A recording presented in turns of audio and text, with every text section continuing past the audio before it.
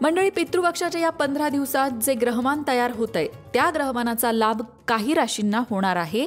सकारात्मक घटना त्या राशींच्या आयुष्यात घडू शकतात, तर काही राशींवर नकारात्मक परिणाम सुद्धा होऊ शकतो. चला बघूया कोणत्या राशी आहेत ज्यांच्यावर सकारात्मक परिणाम होणार आहे आणि कोणत्या राशींना समस्यांना तोंड द्यावं लागणार आहे. पितृपक्षात सूर्य, बुध, मंगळ आणि शुक्र यांचं गोचर होणार आहे.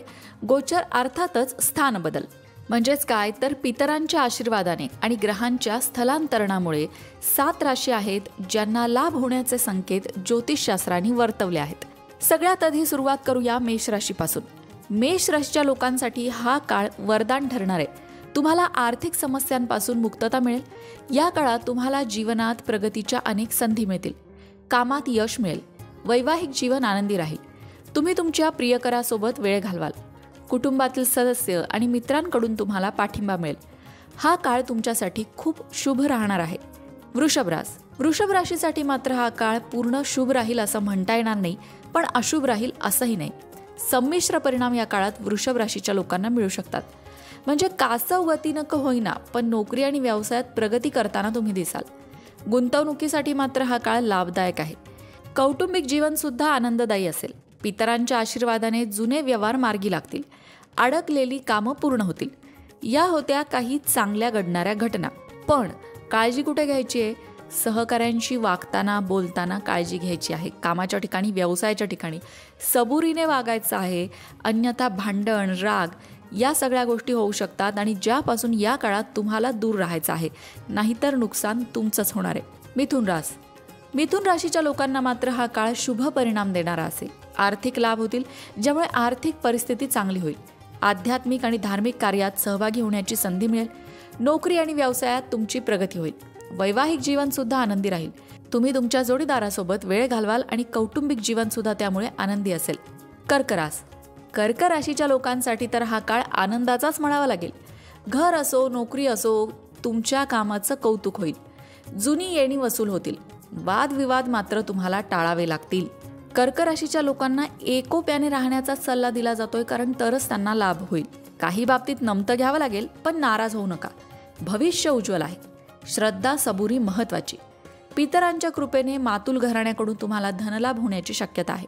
सिंह राशीच्या लोकांना या काळात जोडीदाराची चांगली साथ लाभेल. आयुष्यात काही अडचणी असतील तर त्यातून बाहेर पडण्याचे मार्ग सापडतील. आर्थिक घडी बसायला वेळ लागेल, पण उत्पन्नाचं नवीन साधन मिळाल्याने तुम्हाला आनंद होईल. कुटुंबियांसोबत तुम्ही चांगला वेळ घालवाल. मुलांकडून एखादी चांगली बातमी कळू शकते. आईच्या आरोग्याची काळजी मात्र तुम्हाला घ्यावी लागू शकते. पितृपक्ष कन्या राशीच्या लोकांसाठी आनंदाचा राहील. आर्थिक लाभ होतील, ज्यामुळे आर्थिक बाजू मजबूत होईल. नशीब तुमच्या पूर्णपणे बाजूने राहील. हा काळ तुमच्यासाठी वरदानासारखा आहे. वैवाहिक जीवन आनंदी राहील. तुम्हाला कुटुंबातील सदस्यांचा पाठिंबा मिळेल. आदर मिळेल. पद प्रतिष्ठा वाढण्याची सुद्धा शक्यता आहे. विवाह इच्छुकांना चांगली स्थळं चालून येऊ शकतात. आता पितृपक्ष असल्यामुळे गोष्टी म्हणाव्या तितक्या पटकन पुढे जातील असं नाही, पण चांगली स्थळं मात्र येऊ शकतात. तुळ राशीच्या लोकांसाठी पितृपक्षाचा काळ भरघोस यश देणारा ठरू शकतो. हाती घेतलेलं काम पूर्ण कराल. नवीन प्रोजेक्ट किंवा नवा उपक्रम राबवण्यात तुम्ही यशस्वी व्हाल. आपलंच म्हणणं खरं असं न करता समोरच्याच्या मनाचाही कौल घ्या. नेतृत्वाचे गुण तुम्हाला लोकप्रियता मिळवून देतील. आर्थिक बाबतीत मात्र दुर्लक्ष करू नका, नाहीतर नुकसान होईल. तीर्थक्षेत्री जाण्याचं आयोजन कराल. वृश्चिक राशीच्या लोकांना पितृपक्षात चांगली बातमी कळू शकते. आर्थिक लाभ होतील, ज्यामुळे आर्थिक बाजू मजबूत होईल. इतकंच नाही तर आदर, पद, प्रतिष्ठा वाढेल. नोकरी आणि व्यवसायात नफा मिळण्याची शक्यता आहे. शिक्षण क्षेत्राशी संबंधित लोकांना शुभ परिणाम मिळतील. वैवाहिक जीवन आनंदी राहील. कामाच्या ठिकाणी प्रत्येक जण तुमच्या कामाची प्रशंसा करेल. कुटुंबातील सदस्यांचा पाठिंबा सुद्धा या काळात तुम्हाला मिळेल आणि त्यामुळे तुमचं बळ वाढेल. धनुराशीच्या लोकांसाठी पितृपक्षाचा काळ इतरांच्या तुलनेत कमी वेगवान म्हणावा लागेल. प्रगती होत राहील, पण कासवाच्या गतीने. या काळात आरोग्य सांभाळण्याला प्राधान्य द्या. आर्थिक व्यवहार जपून करा. अतिरिक्त खर्च टाळा. सध्या तरी खर्च टाळणं उत्तमच. वडिलोपार्जित जमिनीतून उत्पन्न मिळण्याची शक्यता मात्र आहे. अचानक धनलाभ झाल्यामुळे हा काळ संस्मरणीय ठरणार, हेही खरं. मकर राशीसाठी पितृपक्षाचा काळ आजवर केलेल्या पुण्यकर्माचे चांगले फळ देणारा ठरेल. पितरांच्या आशीर्वादाने तुमची इच्छापूर्ती होईल आणि करिअरमध्ये तुम्हाला सूर्यासारखं तेज, झळाळी मिळेल. अनेक गोष्टींच्या बाबतीत तुम्हाला मौन ठेवणं फायद्याचं राहील. आर्थिक प्रगतीचा हा काळ गृहसौख्य देणारा असेल. कुंभ राशीसाठी हे 15 दिवस कुछ खट्टे कुछ मिठे म्हणावे लागतील. आनंदाच्या भरात वाहवत न जाता प्रत्येक परिस्थिती तटस्थपणे हाताळा. तुमच्या पितरांची अर्थात पूर्वजांची एखादी गोष्ट तुम्हाला प्रेरणादायी ठरेल. त्यांच्या आठवणीने तुम्ही हळवे व्हाल. आर्थिक बाबतीत प्रगती नाही, पण टंचाई देखील नाही. कुटुंबियांचा पाठिंबा मिळेल. नोकरीच्या शोधात असणाऱ्यांना नवीन संधी मात्र मिळू शकते. मीन राशीसाठी पितृपक्षाचा काळ आठवणींचा असेल. प्रियजनांच्या आठवणीने मन व्याकुळ होईल. मात्र उदास मन नैराश्यात जाणार नाही याची काळजी घ्या. कामात स्वतःला गुंतवून घ्या. एखादी गोड बातमी तुम्हाला ऊर्जा देऊन जाईल. आर्थिक बाबतीत कोणतेही व्यवहार डोळसपणे करा. गुंतवणुकीसाठी हा काळ योग्य नाही. घरच्यांचा पाठिंबा मिळाल्याने नव्या क्षेत्रात पदार्पण करण्याची तुमची इच्छा पूर्ण होऊ शकते.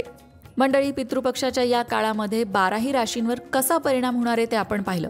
पण सगळ्यात महत्त्वाचं, तुमच्या आयुष्यात जर अडीअडचणी असतील, शिक्षणात प्रगती नाही, विवाह होत नाही किंवा नोकरी मिळत नाही, व्यवसाय चालत नाही, अशा अडचणी पितृदोषामुळे सुद्धा येतात. तुम्हाला पितृदोष तर नाही ना, याची खात्री करून घ्या. दुसरी गोष्ट म्हणजे पितृदोषाचं निवारण करण्यासाठी पितृपक्षाच्या या काळामध्ये श्राद्ध, पक्ष, तर्पण हे विधी अवश्य करा. त्याचबरोबर दानधर्म देखील करा. यामुळे पितृदोषाचं निवारण होतं आणि आयुष्यात येणाऱ्या अडचणी दूर होतात. पितृपक्षात शुभ कार्य करावं की नाही, पितृपक्षात नवी खरेदी करावी की नाही, पितृपक्षात काय करावं आणि काय करू नये, या सगळ्या संदर्भातला एक व्हिडिओ आपल्या लोकमत भक्ती चॅनलवर आहे.